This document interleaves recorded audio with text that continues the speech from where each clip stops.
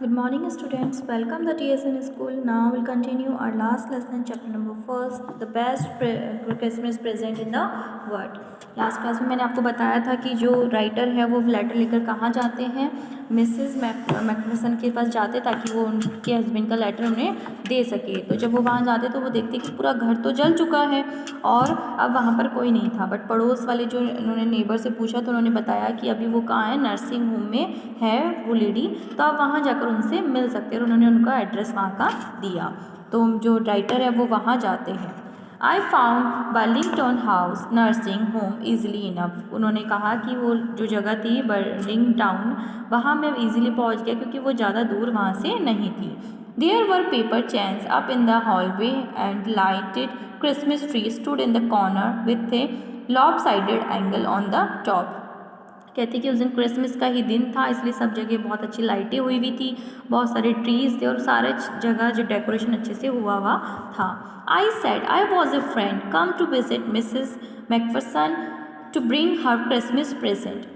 और कहते हैं ना, जब हम कहीं जाते हैं तो हमें डायरी में नोट डाउन करना होता है, मतलब एंट्री पे कि नाम किस लिए आए, क्यों आए। तो उन्होंने वहाँ एंट्री की और उन्होंने वहाँ लिखा कि मैं फ्रेंड हूँ और मिसेस मैकफरसन से मिलने आया हूँ, उन्हें क्रिसमस का गिफ्ट देने आया हूँ, प्रेजेंट देने आया हूँ। I could see thought in to the dining room where everyone was wearing a paper hat and singing. और जब मैंने हॉल में देखा तो वहाँ मैंने देखा कि सब लोगों ने कैप वगैरह पहनी है और सब लोग गाना गा रहे हैं, क्रिसमस इंजॉय कर रहे हैं। The matron had a hat on the too and seemed happy enough to see me. She even offered me a minute pie. She walked me along the corridor. Mrs. Macpherson is not in with the others, she told me. She is rather confused today, so we thought it best if she had good rest. She has no family, you know, no one visits, so I am sure she will be only too pleased to see you. She took me into a conservatory with a wicker chair and potted plants all around and left me. कहते हैं कि उसके बाद जब मैंने वहाँ से matron के साथ में जाना स्टार्ट किया तो हम कॉरिडोर में चल रहे थे। चलते चलते उन्होंने मुझे बताया कि जो मिसेस मैकफरसन है वो बहुत अकेली है, उनसे कोई भी मिलने नहीं आता, वो हमेशा कंफ्यूज रहती है, इसलिए उन्हें ज़्यादा रेस्ट मिल सके इसलिए हमने उनको अलग से एक जगह, मतलब रेस्ट रूम दे रखा है जहाँ पर वो अकेले रहती है और आराम से वो रह सकती है।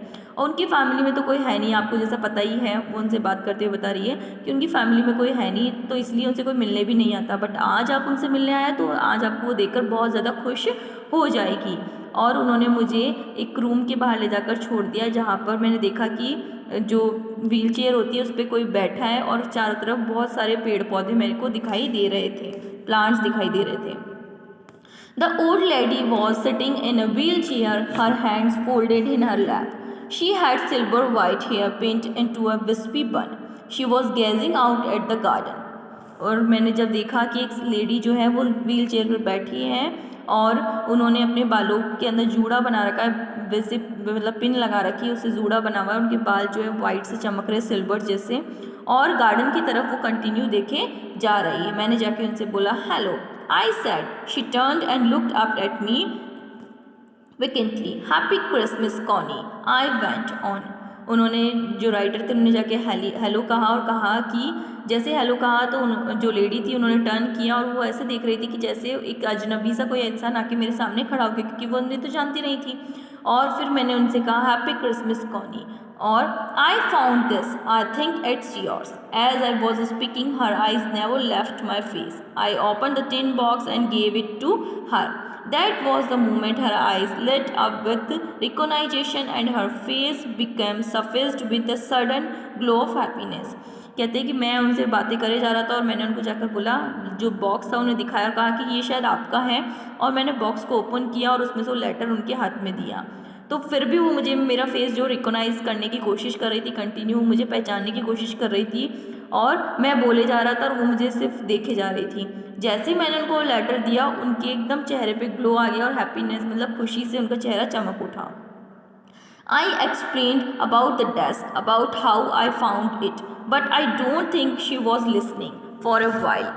कहते हैं कि मैं उनको सारी बातें बता रहा था कि कैसे मैंने वो टेबल खरीदी थी, कैसे मैंने वो ड्रॉर्स के अंदर से बॉक्स निकाला, कैसे मैंने वो लेटर पाया, बट मुझे लग रहा था कि शायद ही वो मुझे सुन रही है she said nothing but stroke the letter tenderly with her finger tips. कहते हैं कि मतलब कहता है कि जब मैंने उनको देखा तो वो लेटर को मतलब अपनी उंगलियों से फिंगर से छू छू कर उसे महसूस कर रही थी और कुछ बोल नहीं रही थी।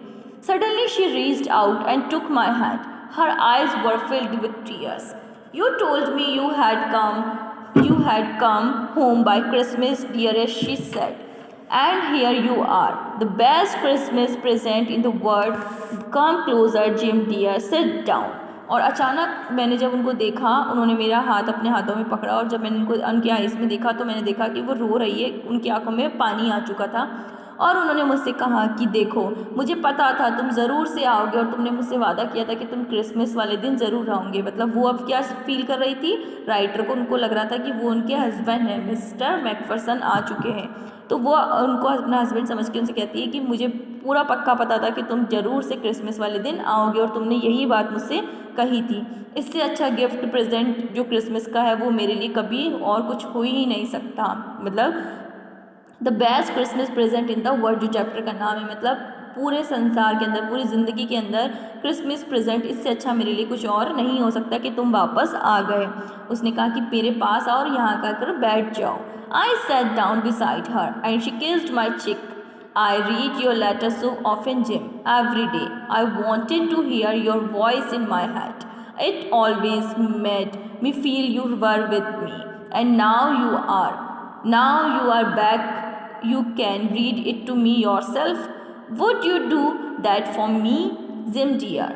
और उस कहते हैं कि मैं जो राइटर है वो बताते हैं कि मैं उनके पास बैठ गया, उन्होंने मुझे किस किया और फिर उन्होंने मुझसे कहा कि जिम मैं तुम्हारा लेटर डेली पढ़ा करती थी, जो तुम्हारे लेटर मेरे पास थे वो मैं डेली पढ़ा करती थी और मुझे फील होता था कि तुम मेरे पास आस पास ही हो, बट आज तो सच में तुम मेरे पास आ गए हो। तो क्या ये लेटर तुम अपनी वॉइस में मुझे पढ़कर सुनाओगे? क्योंकि मुझे उससे ज़्यादा खुशी मिलेगी, मैं तुम्हारी आवाज़ सुनना चाहती हूँ, तो तुम प्लीज़ ये लेटर मेरे लिए पढ़कर सुनाओ। I just want to hear your voice again. और उन्होंने मुझसे कहा कि मैं तुम्हारी आवाज़ फिर से सुनना चाहती हूँ। I had love that so much. मतलब इससे प्रूफ हो रहा था कि वो दोनों एक दूसरे से कितना प्यार करते थे। And then perhaps we will have some tea. I have made you a nice Christmas cake, marzipan all around. I know how much you love marzipan. कहती है कि उसके बाद हम दोनों, तुम ये लेटर मेरे लिए पढ़ के सुनाओ, उसके बाद मैं तुम्हारे लिए चाय बनाऊंगी और तुम्हारे लिए वो केक बनाऊंगी जो तुम्हें बहुत ज़्यादा पसंद है, क्योंकि आज क्रिसमस है और तुम्हें क्रिसमस केक मर्ज़ीपन बहुत ज़्यादा पसंद है और वो मुझे पता है कि तुम इसको कितना ज़्यादा लाइक करते हो, उस केक को कितना ज़्यादा तुम्हें वो ज़्यादा खाने में पसंद है, तो वो केक भी मैं तुम्हारे लिए बनाऊँगी। और so student this lesson is are completed. इस स्टोरी से हमें पता लग रहा है कि जो वो हस्बैंड वाइफ थे उनके बीच में कितना ज़्यादा प्यार था, कि वो इतनी ज़्यादा ओल्ड लेडी हो चुकी थी फिर भी उनका जो अपने हस्बैंड के प्रति जो लव था, प्रेम था, वो ख़त्म नहीं हुआ था। वो राइटर को पहचान नहीं पा रही थी उस लव के चक्कर में, उस प्यार के अंदर वो मतलब राइटर को पहचान नहीं पा रही थी, क्योंकि उनको एक उम्मीद थी, एक आशा थी कि उनके हस्बैंड वापस ज़रूर से आएंगे। So students, this lesson is completed. If you have any doubt regarding this, please note it down in your notebook. Thank you all.